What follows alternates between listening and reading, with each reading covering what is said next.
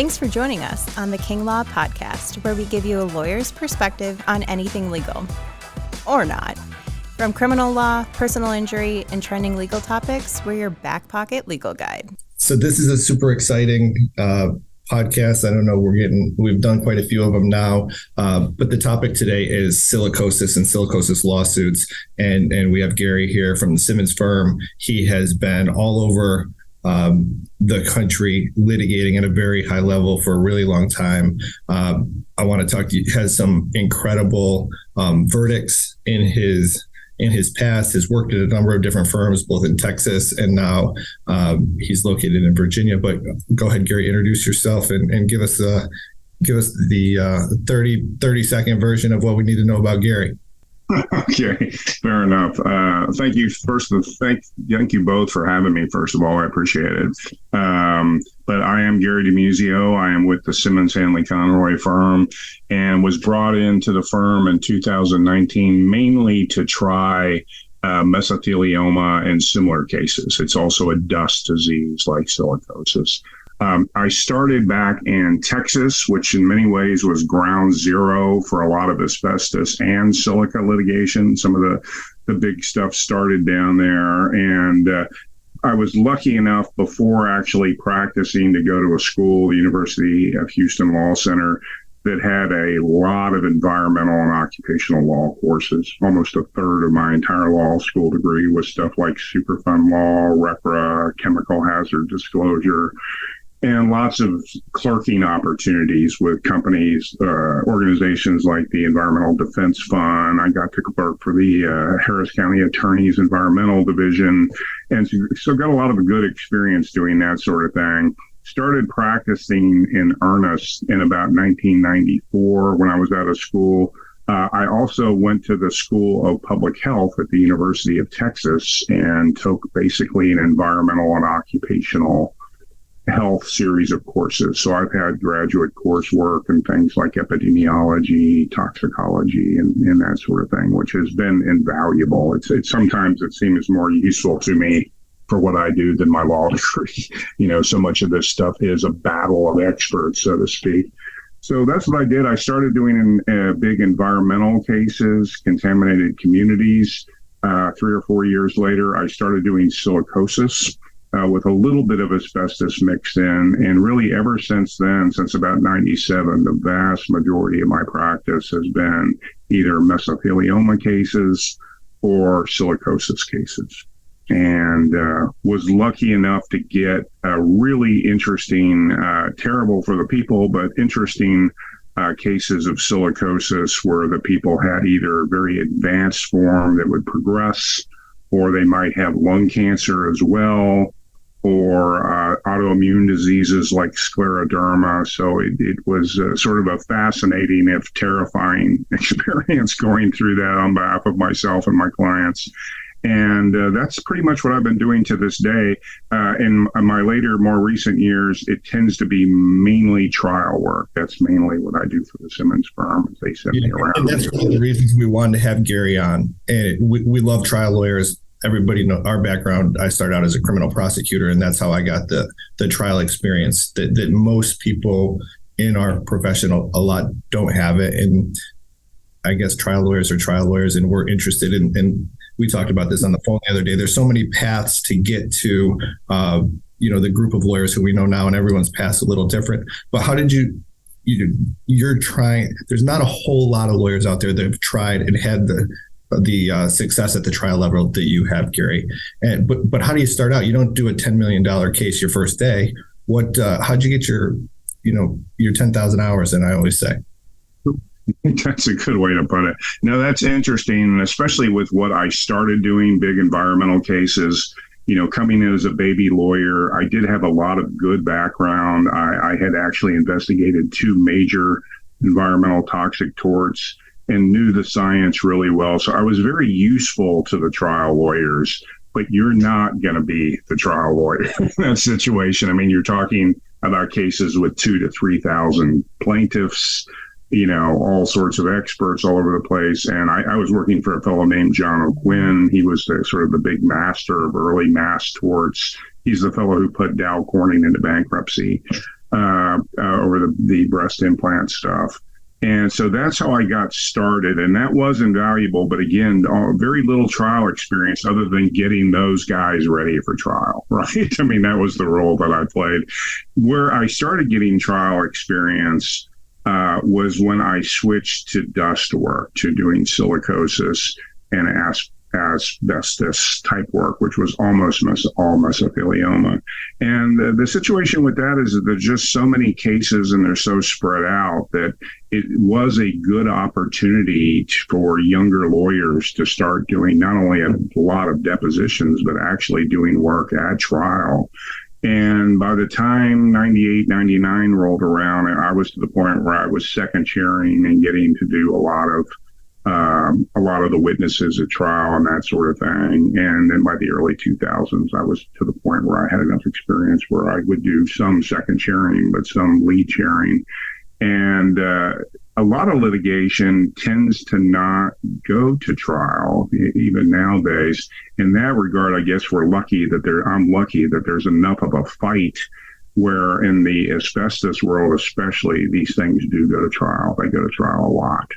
And so that's basically all I do for Simmons now. Almost all that I do is, kind of go to, New Orleans, Los Angeles, San Francisco, Boston, and try or begin to try the lawsuits. And so I think some of it was just dumb luck, and some of it was the nature of the docket and the way the cases were getting worked around the country, where I managed to get in a courtroom quite a bit.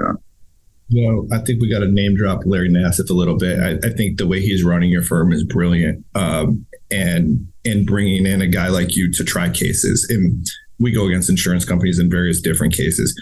Everybody knows if you're willing to try cases or not. And you talk about a firm that's really doing a great job for victims of mesothelioma. Your firm is able to not try cases and get value because they know that Gary's going to show up if they don't. They're settling a lot of cases. Your firm's settling a lot of cases at what the case is worth or what you think the case is going to be worth, because what did they say? Walk softly and carry a big stick. I think the guy said yesterday, Mike say. Yeah. Right. Yeah, no, Larry and the firm they've done a great job. And I'm not the only trial lawyer up there, to be honest with you. We have several trial lawyers with the firm. They all do great work. We all get along, amazingly enough. You might not think that in the world of lawyers, but we do. And we're willing to, on a moment's notice, hop on an airplane and help the other guy or other girl out in trial.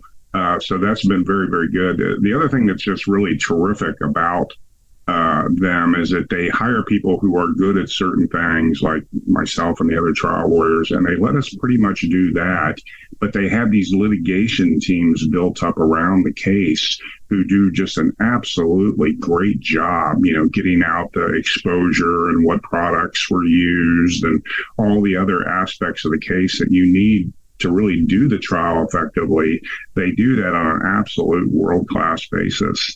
And yet, when it comes time to try the lawsuit, they hire good people and let them do what they're good at. I almost feel like it's my law firm, even though I'm just one of many attorneys at the firm, because they let me exercise the judgment that I need to, especially, kind of in the heat of battle. I need to change my strategy. I need to get this expert. I need this document. They don't second guess me. And that's a remarkable thing. Yeah. What's your favorite part of trial?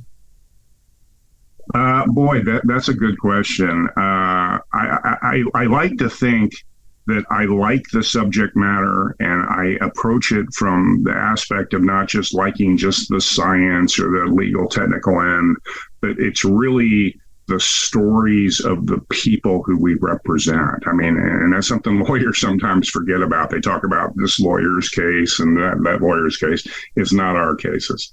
It's the client's case, and they're the ones with the story. It's they and their family story. And I think getting that out and letting them get their day in court, and it does a lot for them. I mean, just going over the fact that at one time they weren't so sick and they could carry water. They could, carry the weight for their family. It's good for them to be reminded of that. But also they want their day in court. They want to let people know, hey, I kept my nose to the grindstone. I did what I was supposed to do. and this has unfairly happened to me, and now I have to worry about not just me, but my family. I mean, that's the part that really resonates, and you never forget. You're going to forget the expert or the scientific paper from 20 years ago. You're not going to forget that poor person that did what he was supposed to do and yet suffered tremendously. Right. So we all have that case, and that sticks with us. And you talk about the story. I don't know if there's a story you wanted to share. One that kind of has stuck with you through your career, a case that's maybe noteworthy for you. Well, and that's sort of another thing. I almost feel like, I should have had a part-time job with the Smithsonian Institute filming some of my conversations with my clients, because they're just amazing. But I think just in terms of kind of wow factor, at one point in time, especially in the late before 2000, you would still get a lot of these World War II vets.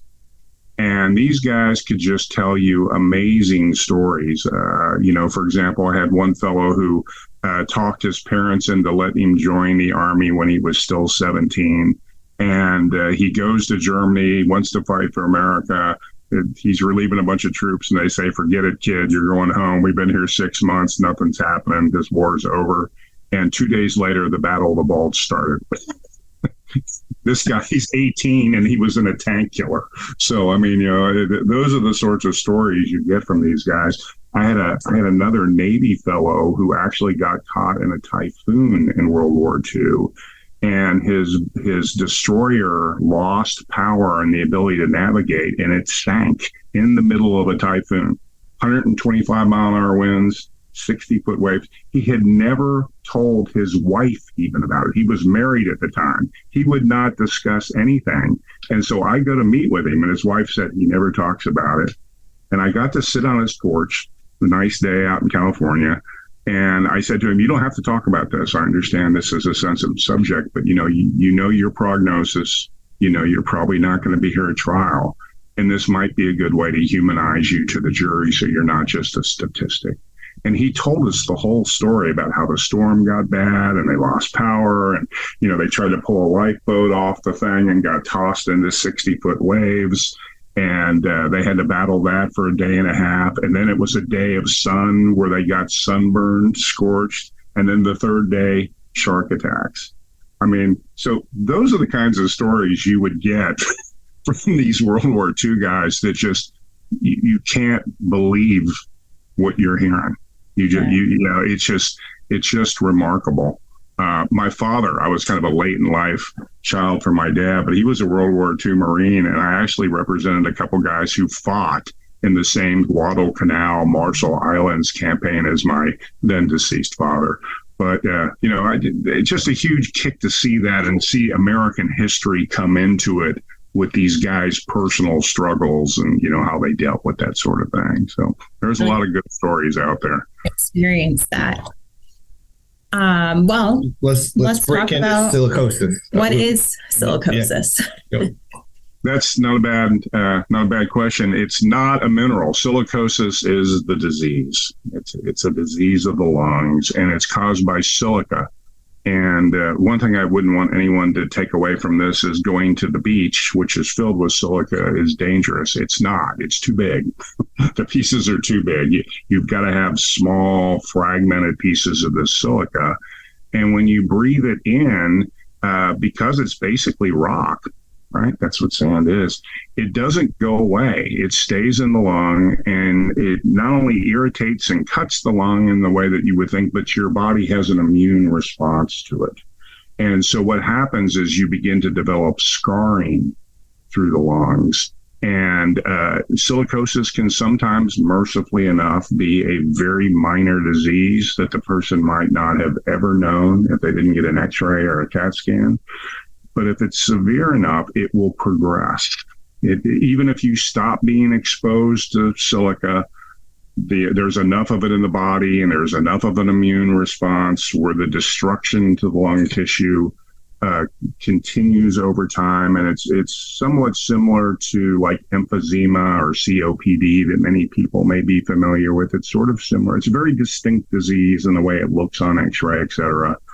But that's it. So it's this terrible a disease which can be fatal, can make you predisposed to other sorts of diseases. And I think the biggest tragedy of it all is that it's 100% preventable. You don't get this from bad luck. You get it from silica exposure, which we can control. What kind of dust causes silicosis? So can concrete or quartz or granite cause this?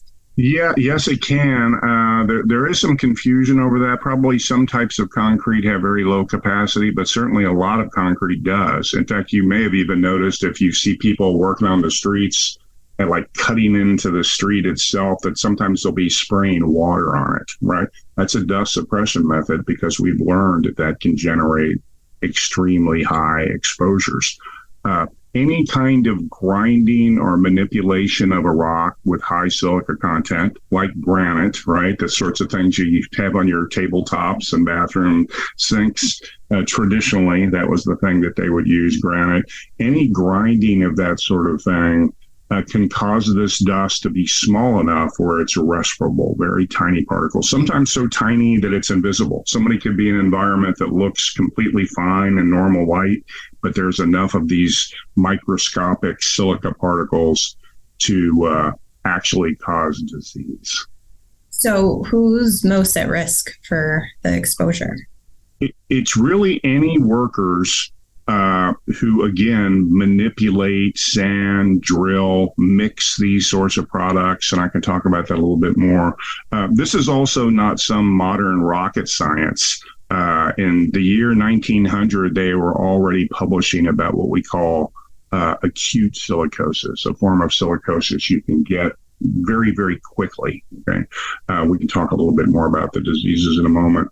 But what was causing that particular sort of thing were people who were drilling into granite. So any kind of drilling or cutting can do it, but also things like finishing, sanding, sawing granite or related materials to be used for, in your home, right? Or the walls of the courthouse, right? Often granite and that sort of thing. And so those are the sorts of people who are doing it. Now, in recent years, they've started using this sort of what they call engineered stone or engineered granite. Some people just call it fake granite or phony granite. I'll let people pick their description for the surface, for the substance. But the real problem with that is that it has all the problems of granite, but it's worse. It's even, they make it from various powders and additives, including high silica content materials. And they mix it together in a form, much like you would mix concrete together, right? And they let it harden, and it can look remarkably like real granite. You really have to kind of train yourself to tell the difference between the two. And it looks great. It's probably, from a manufacturing standpoint, a great product because you can, mold it to certain shapes and minimize, the kind of, post-factory manipulation that needs to be done just in terms of your cost. But the mixing of that causes tremendous levels of exposure. I mean, it's just, throw flour up in the air and you get an idea of what's happening when you make this stuff, right? I mean, it's there. It's so bad that even traditional ways of protecting workers, like having ventilation fans or trying to use wetting techniques, seem to be inadequate to control this extremely high exposure. And it's not just the people who are mixing it, it's the people who are cutting it, the people who are sanding it, the people putting the finishing touches on these products. And again, the exposures are so bad, we're not getting what is a little bit more traditional in this country, the chronic form of silicosis, which can take years to manifest. We have people getting very, very ill in a period of months to a year or two because the levels are so intense. And it's a little bit of a different disease than the traditional chronic form. It's a type of problem that can get very bad very quickly. It will definitely progress. And absent an extraordinary measure like a lung transplant, that person will die. Well, so what does that look like? What are the symptoms of silicosis? Again, good question. Most people begin to manifest it it can almost seem like a cold coming on, or allergies or asthma. They just start noticing that they have a cough. It tends to get worse when they're at work, when they're breathing more of this sort of thing in. But that's the problem. As time goes on, it begins to get worse. It gets deep into the lung. It's not an upper respiratory thing in your nasal passages. We're talking lung tissue being affected here, and probably coughing and tightness and difficulty of breathing is the problem. And the worse the exposures, the worse the breathing problems can be, to the point where some people actually start to have pain when they breathe. You read some of the early autopsies of people when they were first investigating this around 1900, World War I, 1920s timeframe. And they would talk about, cutting people's lungs, and there would be so much silica in there that it felt like they were cutting wet sand in people's lungs. So you can imagine, if you got that much sand in your lungs are not going to work. And so this can develop over a time of either like a couple months or a couple years. It just depends on the exposure. Exactly. It's become very clear over time that there are 3 forms of this disease. And the most common one, traditionally in the United States, has been this chronic form of silicosis, which is very similar to asbestosis, to your listeners who know that disease. It takes a long time to develop. A lot of the cases are pretty mild. Some can get bad and some can be fatal, but a lot of them tend to be more mild. And then there's these other 2 forms, which unfortunately are coming back into focus in the United States and really around the world. And that would be the acute and the accelerated forms. And the acute form in particular can start within months, certainly within a year to 2 years. Then the accelerated is not far behind, 2 to 4 or 5 years, which is a very short period of time, right, to be doing work and having it turn into a fatal disease. In fact, those 2 forms, absent a lung transplant, that poor individual is going to die. Those diseases are going to progress. What makes it fatal? Does it cause cancer? I mean, other than the scar tissue that's building up, does it cause any other problems? It sure does. First of all, the scar tissue itself, the types of scarring that occur, is enough to kill you right there, just straight silicosis. Sometimes they'll use the term complex silicosis, but silicosis suffocates you. You can no longer intake oxygen and get CO2 out of your body. Is that it actually gets in, it's bad enough just being anywhere in your lung, but the problem with, again, these very small microscopic particles is that they migrate down into the air sacs and they actually destroy the air sacs, right? I mean, think about what would happen if you made sand into really teeny tiny particles. What do we make glass out of? We make it out of sand. And so that's what it's doing. It's literally just scissoring the cells of your body on that level, right where the air meets the blood flow, right, to the body. That's where the damage occurs. Gary, all the increases that you're talking about, your research and our research seems to indicate that is coming in large part from the granite countertop industry. That's right. That's right. Not every case, but it's a lot of the cases that you're seeing right now. Absolutely. In fact, I really had not been doing too many silica cases. They would come up periodically, but I was doing a lot of that in the late 1900s, 1990s and early 2000s. And I was tending to get cases from people who were sandblasters, people who'd worked in foundries where they used sand and silica flour for mold, silica flour being ground up silica. What could be worse? That product, you grind it to exactly the wrong size. And those were the kinds of cases that I was commonly getting. What we've seen in just the last few years is sort of a new case. And a lot of people who stopped publishing it, scientists, have become very interested in it again because it's happening at an alarming rate in this industry producing this fake granite countertops. It seems to be a real problem, and it doesn't seem like they're warning the workers. It doesn't seem like they're doing the things they need to do to prevent the exposures to the extent that's possible. and it's producing diseases that can kill people in a matter of months to a year or two. If you could reach out to those people that are working in this industry and just give them, based on your many, decades of experience with silicosis, what would you tell these folks? Well, if they're currently doing this work, they need to get the information that they need to protect themselves, right? I mean, one of the earliest documents, 1930s, for a serious dust disease, it was actually asbestosis at the time, but they said the employer has a duty to give the worker a sane appreciation of the risks, because they can't take responsibility for themselves if they don't know the dangers, right? And so they need to get that information from their employers.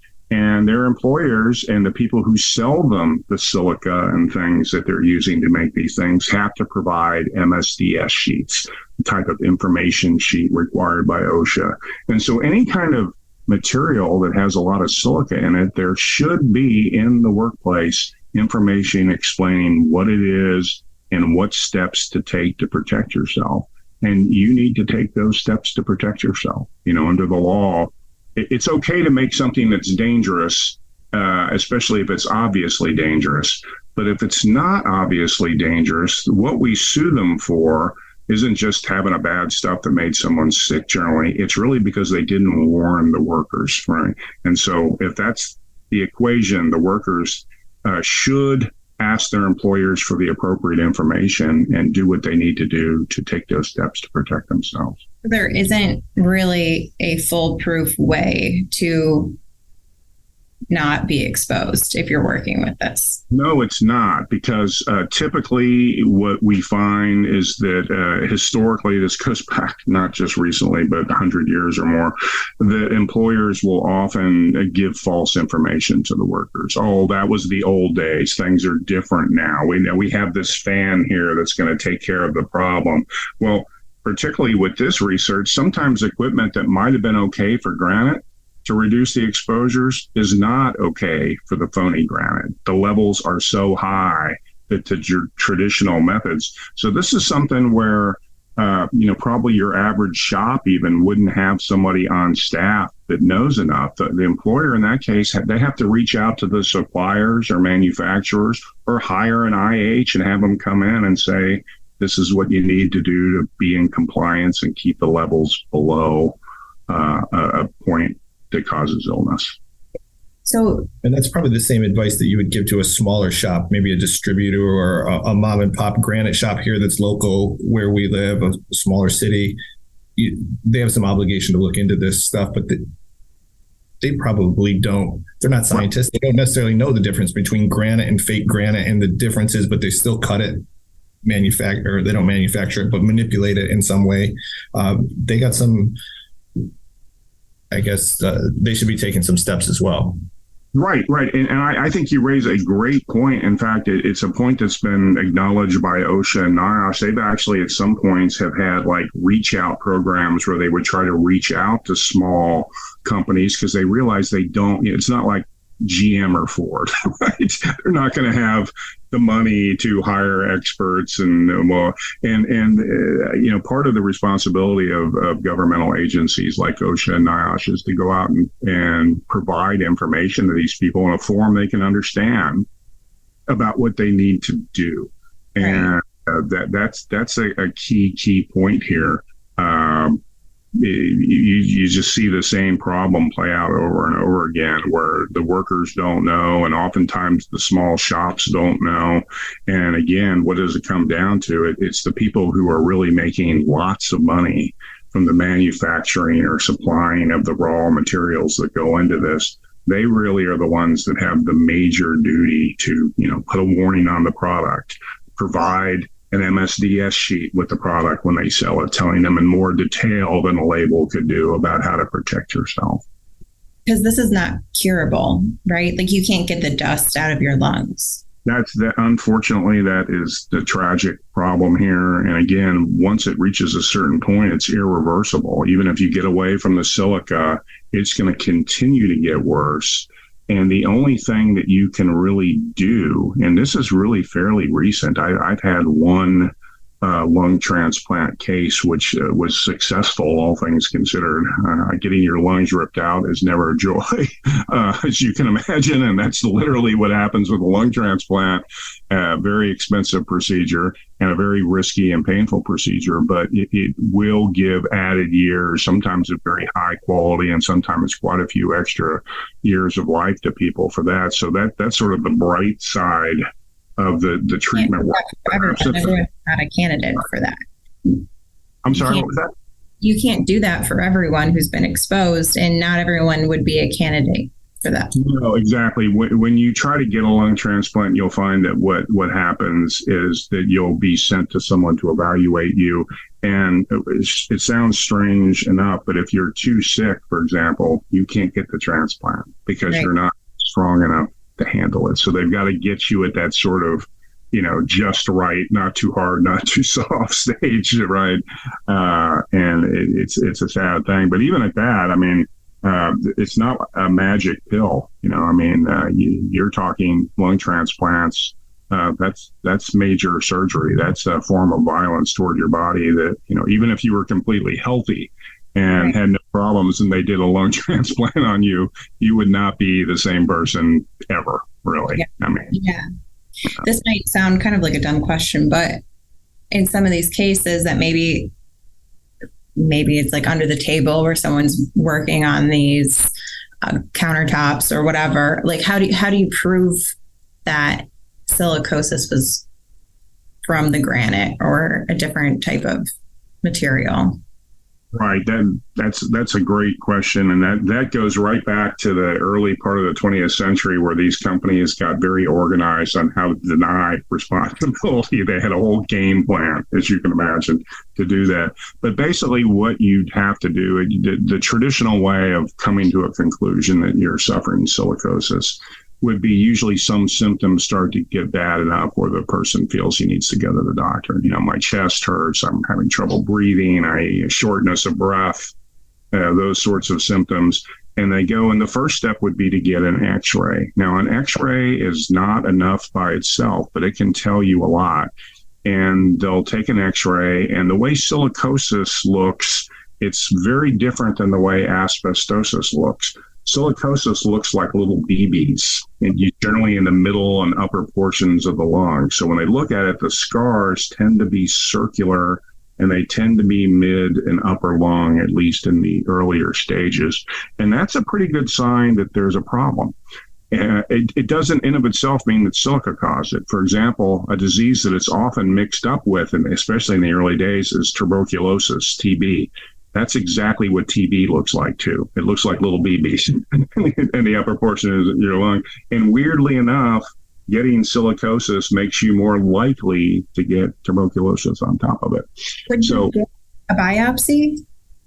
You can do a biopsy, and that will clarify several things, that this is scarring, what type of scarring. But the other real ringer is that it finds the murder weapon at the scene of the crime. I mean, you find sand. People's lungs, so that's a pretty good that. And of course, you can't underestimate the power of just talking to these people and getting their occupational history. I mean, if they don't have tuberculosis and they worked in an industry with silica exposures and they have these BBs, et cetera, you can see you're getting down the checklist where any normal doctor is going to go. Yeah, and this may be a little off topic, but I think it's very relevant for some of the people that could listen to this. One of the things that we've seen, this industry is heavy in the state of California near the Mexican border. There are people who are not citizens of the United States. Can they still bring a claim? Can they still contact either my firm or your firm and if they're injured here because of their job? What do you recommend for those people? No, absolutely. Being a foreign national is no bar to this. I mean, in other words, the companies who do bad things don't get a pass just because, you may not have a current good green card or you may not be a United States citizen. That is not acceptable. And your damages are as severe and personal to you and your family as anybody. So don't let that be an impediment to contacting a lawyer. Of course, the first thing you should do if you're having health problems is talk to your doctor, right? I mean, they pull rank on us when it comes to these serious health problems. But, not to toot our own horn, but I think even a lot of doctors would say we do great things for these people. We give them enough money to get treatment, right?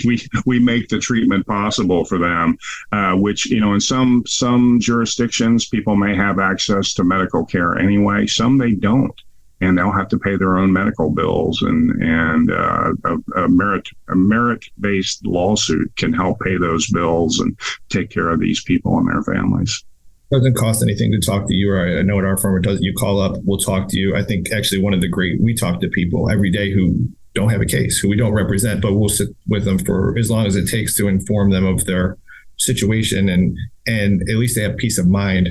Okay, that's not me, that's not for me, or it is, and we can give them some options. Right, and I'm sure you've been through this before. Sometimes the happiest thing you can say to somebody in a situation like this is you don't have silicosis. I mean, because you don't want that. Some people think they want a lawsuit. It's not a good trade. I mean, a lawsuit is always second best to having your body intact and being healthy. People call us and sometimes we take their case and I say, I hope I get you very little money, because that means great recovery. It's not, we want you to have a great recovery. And unfortunately, some people don't, and we'll be very aggressive for those people. But right.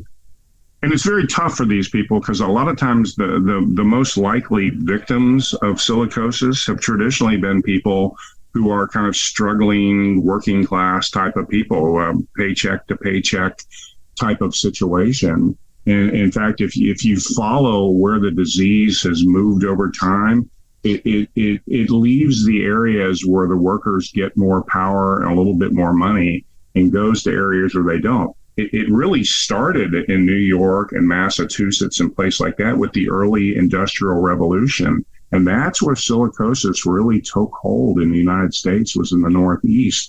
What happened is that by the 1920s, those workers got smart enough and organized enough where they started pressing their political representatives and the unions, right? They came up and they started, insisting on healthier work conditions. What happened? They moved some of those plants to the South, where you had politically disenfranchised whites and blacks, a ready source of people you don't have to take care of very well when they're your employee, right?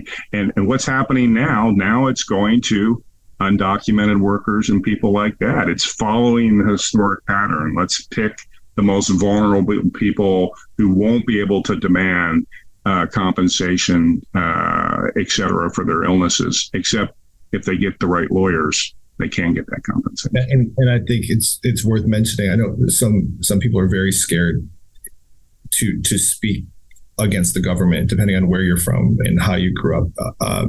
There's lawyer-client privilege, right? You call us up, everything is, we can't tell anybody anything. We can lose our law license if we do that. I think it's very safe to make a phone call and we can advise you of, based on a case-by-case basis. Absolutely. And, I can understand the fear of communicating, especially if you feel like you might, be in the country without an appropriate green card or illegally, that there's going to be some fear of that sort of thing. But the lawyers should be able to help you get through that sort of thing. And additionally, I don't want everybody to think that all the government is bad. A lot of the government is really trying to help people with silicosis now. The person who was in charge of OSHA during the Obama years is a fellow named David Michaels. He's now a professor at George Washington University. But his big project for 8 years was to lower the allowable levels of silica in the workplace. He saw this happening, kind of on the horizon, not so much the fake granite, but just the increase in silicosis around the country. And he worked very, very hard. He considers that the crowning achievement of his 8 years at OSHA was to lower the exposure standards. So people should only be getting exposed to extremely low levels of silica, pursuant to our government doing the right thing.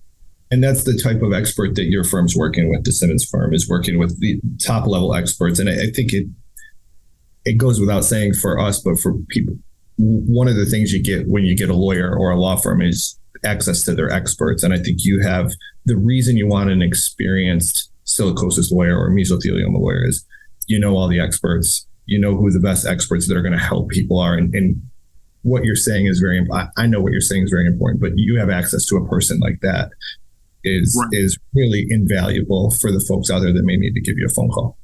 No, absolutely. And in fact, this is one thing that sort of surprised me before I was a lawyer and became one. I thought you could just bring your local doc in and that would be good enough, or you get somebody that has published about toxic materials and that would be enough. It really isn't. It's really best to find people who published in this area, who've really done research and that sort of thing, and publish. And that's always been the way I've done. I've worked with the former assistant surgeon general on these types of cases, people who've been lifelong professors at university that have, 20-page CV of various publications on silicosis. That's who you want, because it gives you a lot more credibility and makes any of the attacks that the defense brings that much harder. When you get the people who've spent their life doing this, not to be a plaintiff expert, not to be a defense expert, because that's what they were intellectually interested in doing over the course of their career. Those are the kinds of people you want on your team. Yeah, go ahead. No, I was going to say, so who are you suing in this claim? Well, that's going to depend on what part of the country you're in to some extent. For example, even with like sandblasting, I would sue a different sand supplier in Texas than I would in California, because, who wants to buy sand in Texas and ship it to California? It's heavy. You don't want to do that. So it's going to vary on where you are in the country. But the sorts of people, for example, this fake granite type of a case, you would be potentially suing the employers. In some jurisdictions, you can do that. And certainly employers do have a duty to make a safe workplace for people.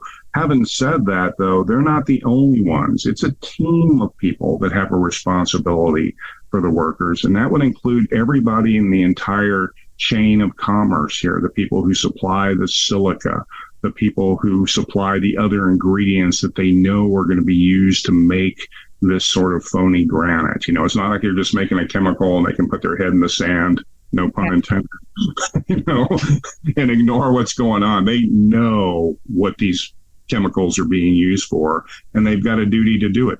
There can be, for example, if they're using protective equipment, which I would applaud that, you have to use the right kind of protective equipment, and it has to be used in the proper way. So sometimes you can bring in people, companies that make respirators and masks of various sorts, which may have some tremendous limitations in terms of these sorts of exposure. You can't make a product, say this Band-Aid will cover the wound, and that's the end of the story. It's more complicated than that. Right. You talked about going after the manufacturers of like the granite, but would that also be considered international? Doesn't a lot of granite come from like Italy or other parts of the world? It can be. That can get super tricky, because sometimes you just can't get the jurisdiction on some companies. And I think that the history of both silicosis and especially asbestos is replete with companies who really didn't get their just desserts in the United States. Maybe in some other place they did. But it can be very tough to pull in some of these international defendants. But it happens. I'm actually, this month, I'm going to Tokyo to take the corporate rep of a couple companies who never had a shop open in the United States, but sold products here. So it can be done, but it's not an easy dance. It'd be tricky. Gotcha. So how would one file a claim?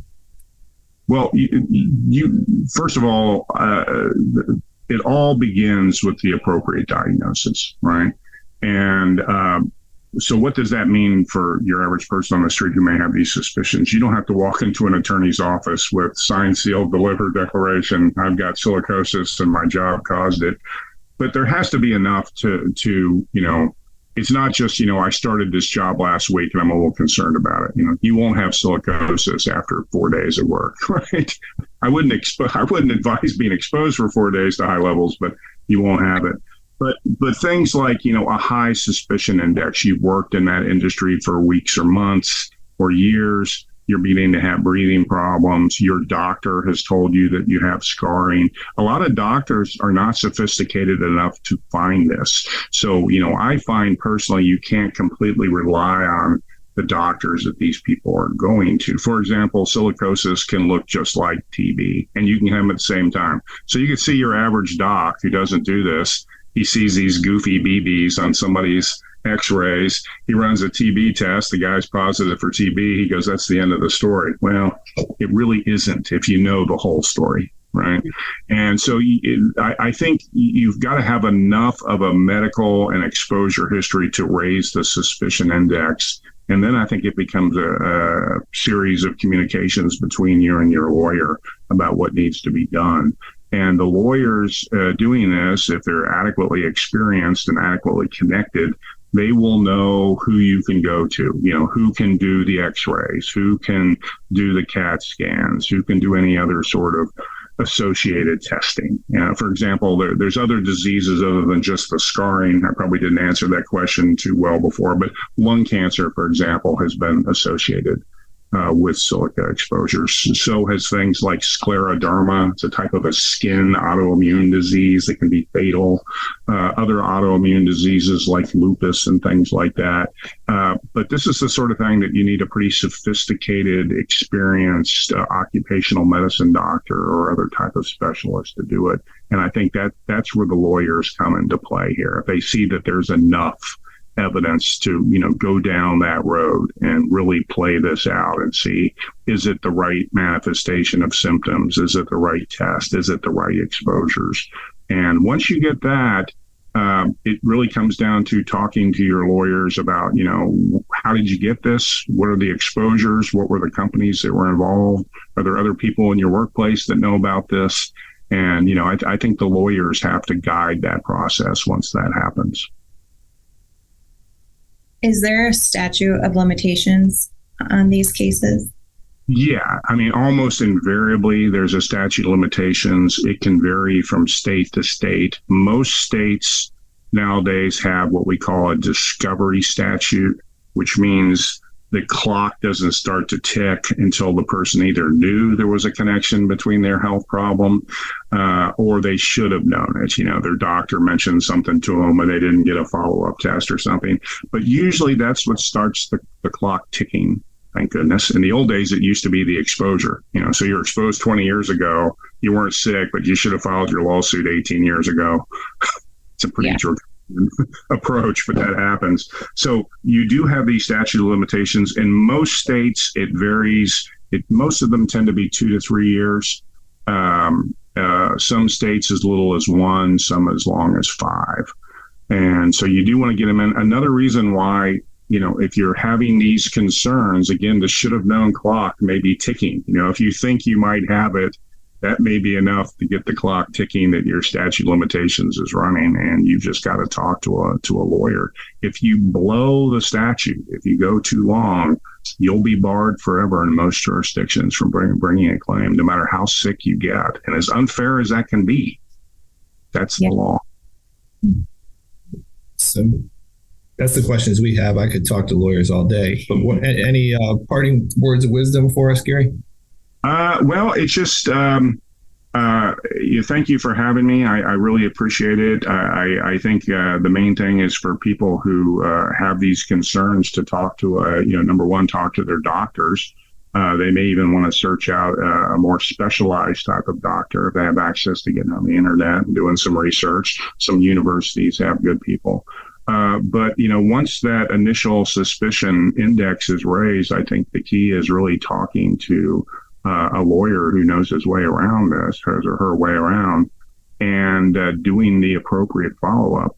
And of course, anything that you can do to protect yourself and minimize any continuing exposure, do that, but understand that that's not enough. If this fuse has been lit in your body, stopping exposure to sand is not going to solve the problem. It will continue on.